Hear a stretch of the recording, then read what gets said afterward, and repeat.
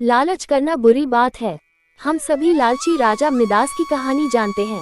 उसके पास सोने की कमी नहीं थी, लेकिन सोना जितना बढ़ता वह और अधिक सोना चाहता।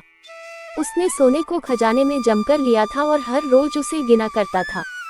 एक दिन जब वह सोना गिन रहा था तो एक अजनबी कहीं से आया और बोला, तुम मुझसे ऐसा कोई वरदान मांग सकते हो जो तुम्हें दुनिया में सबसे ज्यादा खुशी दे।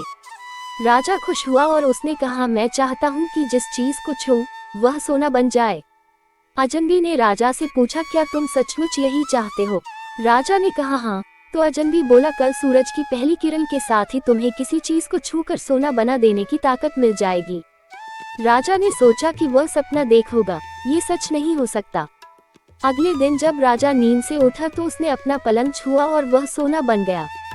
वह वरदान सच था। राजा ने जिस चीज को छुआ वह सोना बन गई। उन्होंने खिड़की के बाहर देखा और अपनी नन्ही बच्ची को खेलते पाया।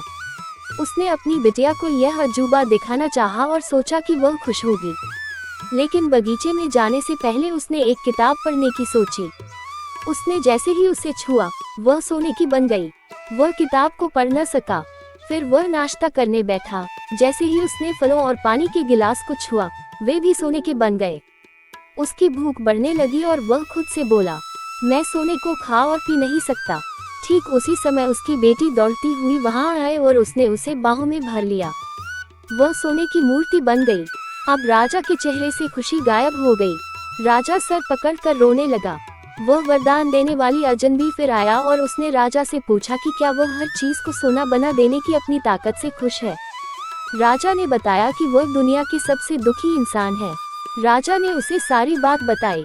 अजनबी ने पूछा, अब तुम क्या पसंद करोगे, अपना भोजन और प्यारी बिटिया या सोने के ढेर और बिटिया की सोने की मूर्ति? राजा ने गिड़गिड़ाकर माफी मांगी और कहा, मैं अपना सारा सोना छोड़ दूंगा, मेहरबानी करके मेरी बेटी मुझे लौटा दो, क्योंकि उसके बिना मेरी हर चीज मूल्यहीन हो गई है। अजनबी ने राजा से कहा, तुम पहले से बुद्धिमान हो गए हो, और उसने अपने वरदान को वापस ले लिया। राजा को अपनी बेटी वापस फिर से मिल गई और उसे एक ऐसी सीख मिली जिसे वह जिंदगी भर नहीं भुला सका।